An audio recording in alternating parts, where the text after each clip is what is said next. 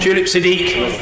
দুর্নীতির অভিযোগ মাথায় নিয়ে গেল জানুয়ারিতে যুক্তরাজ্যের মন্ত্রিসভার অর্থনৈতিক বিষয়ক মন্ত্রীর পদ ছাড়তে বাধ্য হন টিউলিপ সিদ্দিক। পদত্যাগপত্রে নিজেকে নির্দোষ দাবি করেও পার পাচ্ছেন না শেখ রেহানার মেয়ে। তার দুর্নীতির অভিযোগ ইস্যুতে সম্প্রতি গোপনে ঢাকা ঘুরে যায় যুক্তরাজ্যের FBI খ্যাত ন্যাশনাল ক্রাইম এজেন্সি NCA।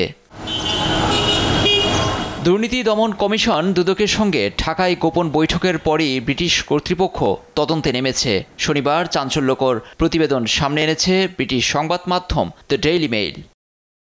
অন্তর্বর্তী সরকারের এক সূত্র জানায় NCA-র কর্মকর্তারা টিউলিপ ইস্যুতে বেশ কিছু প্রস্তাব দিয়েছে। প্রতিবেদনে আরও এসেছে আন্তর্জাতিক চুক্তির আওতায় তার বিরুদ্ধে আইনি ব্যবস্থা নেওয়া সম্ভব। এছাড়া তদন্ত দলটি যুক্তরাজ্যে বসেই শেখ হাসিনার ভাগ্নির বিরুদ্ধে তদন্ত করতে পারে। হ্যামস্টেড ও হাইগেটের MP টিউলিপের বিরুদ্ধে মামলা পরিচালনার জন্য প্রমাণ সংগ্রহের চেষ্টাও করছে NCA। রূপপুর পারমাণবিক বিদ্যুৎ কেন্দ্রের চুক্তির মাধ্যমে 3.9 বিলিয়ন পাউন্ড আত্মসাৎ করেছে টিউলিপ ও তার পরিবারের সদস্যরা।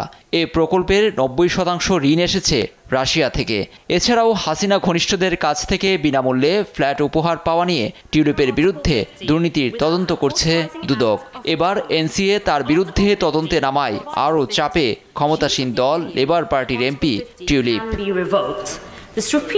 লুৎফর কবির, নিউজ ডেস্ক, দেশ টিভি।